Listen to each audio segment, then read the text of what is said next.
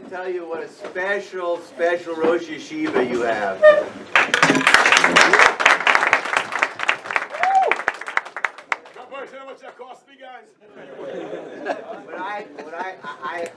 I'm a big sports fan, and when my guys play basketball, I say to them, "Ivdu es Hashem b'simcha."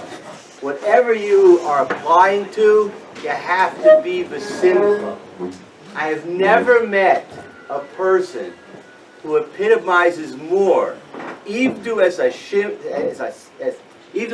b'simcha than your Rosh Yeshiva. He's always b'simcha. It is a pleasure to be here to address you. I want to... Just one small comment. You have to understand, guys, that he only sees it b'simcha when he's there. You cannot see it when he's not there.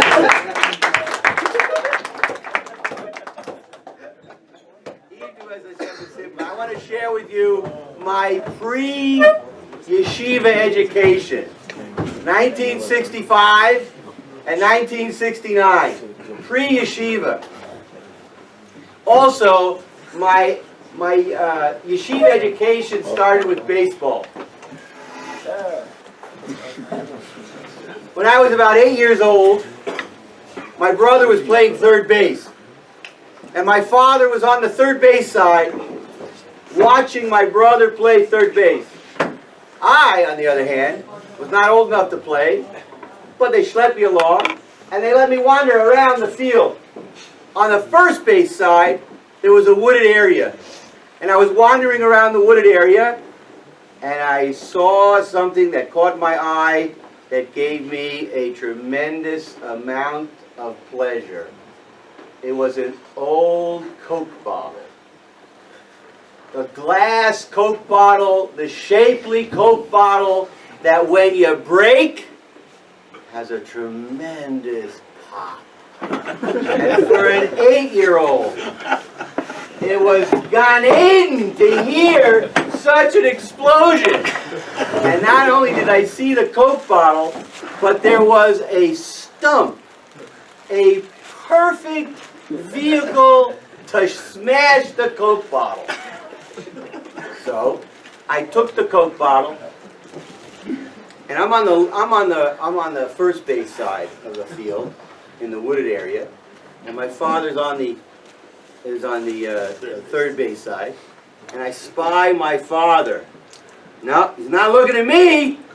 He's looking at my brother at third base.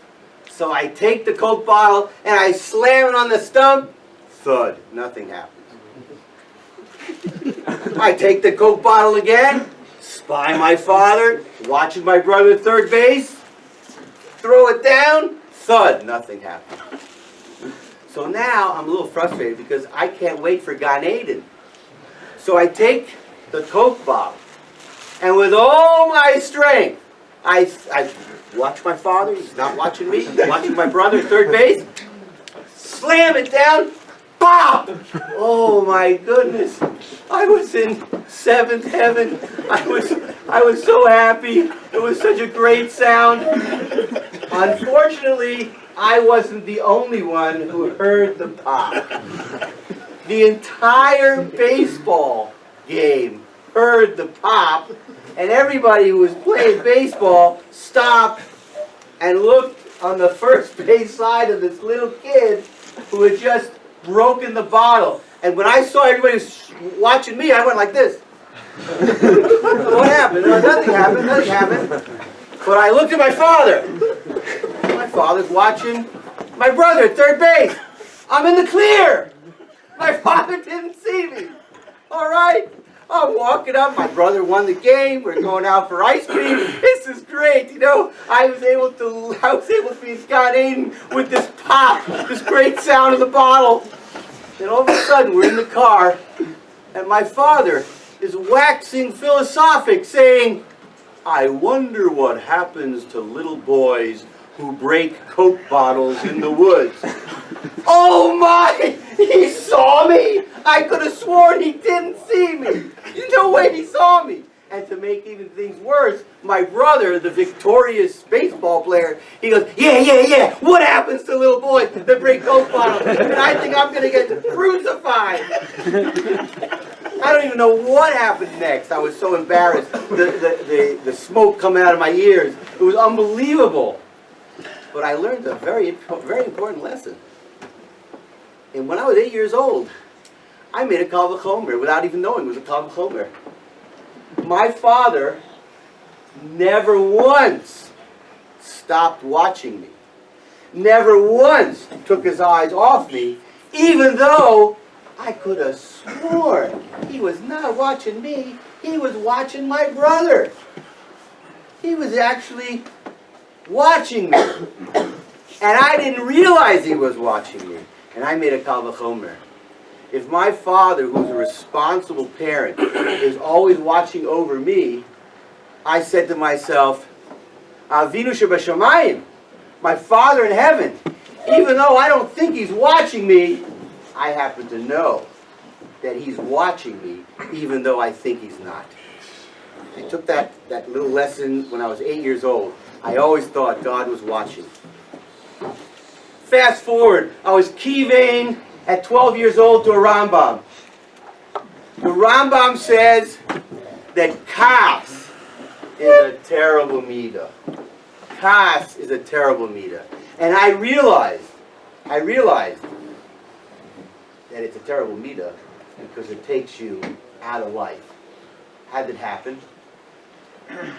12-year-old Little League All-Stars. Yours truly playing first base.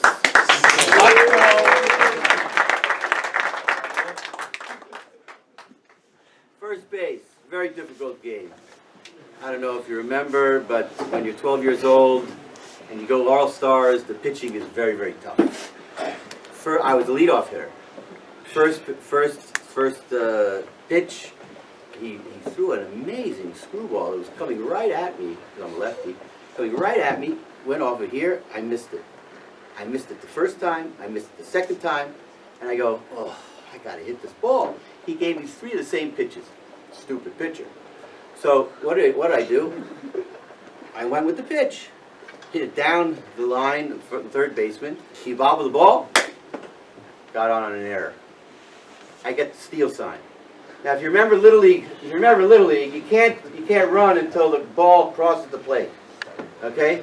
So it's really all about the catcher, right? Catcher tries to throw me out at second base.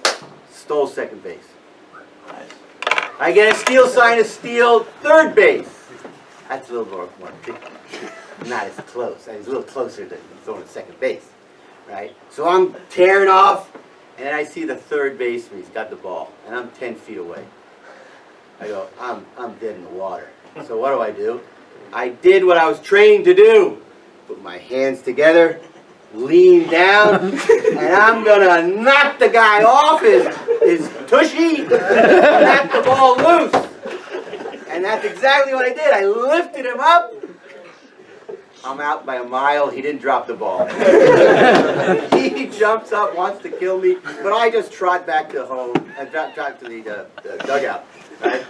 And that's how it was. It was like a war that day. The game was a war, right? And the game is tied. The game is tied in the last inning, bottom of the sixth inning, right? The game is tied. I'm on third base, and all of a sudden our pitcher can't throw a strike. You got to wonder, why was he an all-star if he can't throw a strike? All of a sudden the bases are full, less than 2 outs. Okay? Where's the play? Play's got to go home, right? Less than 2 outs. Okay, I'm ready. At first base, a hard bounding ball to yours truly. I get down on one knee. I'm going to get this ball. And all of a sudden, the guy who's the runner on first base, he jumps right in front of me and stops. I go, oh my gosh, I can't see the ball. I better, that ball better not get through me. All of a sudden, the ball goes right in my glove, and I just fire the ball to home plate. It was a peg. Do you remember what a peg was? Do they still call it a peg? It was a great throw! It was right on the money. And our catcher, Terry Martin. Terry! He catches the ball! But he did a Charlie Brown. It popped out. You know what happens when you don't use two hands, boys? We don't use two hands, the ball pops out of the glove. The ball popped out of the glove. And what does Terry Martin do? Terry takes his mask off, throws it down, takes his glove down, throws it down, and he starts getting really self-loathing. He starts to cry. He starts to get angry. But the fellow from third base, the runner, never touched home. So what do you think happened? Everybody is saying, "Tag him, Terry! Tag him!" Terry's not listening. But everybody is in a crescendo. "Tag him, Terry! Tag him! Tag him!" But he's too busy, angry, being upset. He's crying. He doesn't hear anything. And then all of a sudden, everybody's in the whole crescendo. The whole field is like screaming, "Tag him, Terry! Tag him!" And all of a sudden, Terry, he finally comes out of his stupor and he tries to look for the ball. But the fellow who missed home plate, the runner who missed home plate, almost like a ballerina, came and just touched the plate. And what did Terry Martin do? He took the ball, he threw the ball down. He's knocking the ground with all this type of anger, so much anger. And I'm saying to myself at first base, oh my goodness, we could have gotten that guy. We could have had a second out. And we lost. All because somebody lost control. All because somebody had so much kas, he didn't hear anything. It's not that he didn't hear anything. He didn't hear the whole world. The whole world was screaming at him. Screaming at him. And because he was upset, he couldn't hear a thing. That's what kas does to you. The Rambam is correct. It's a terrible midah. And I learned that when I was with teammates, with Terry Martin. So I say to you, my Rebbe, Rav David Lipschitz, Zecher Tzad L'Rocha, he used to say, "I efshar lilmod li Rambam." Of course, Dar Pashut. The Rambam has the truth. So I just like to say, Ivdu es Hashem b'simcha, like your Rosh Yeshiva. You should go from Chayil to Chayil, and it's wonderful to be in this holy, holy base medrash.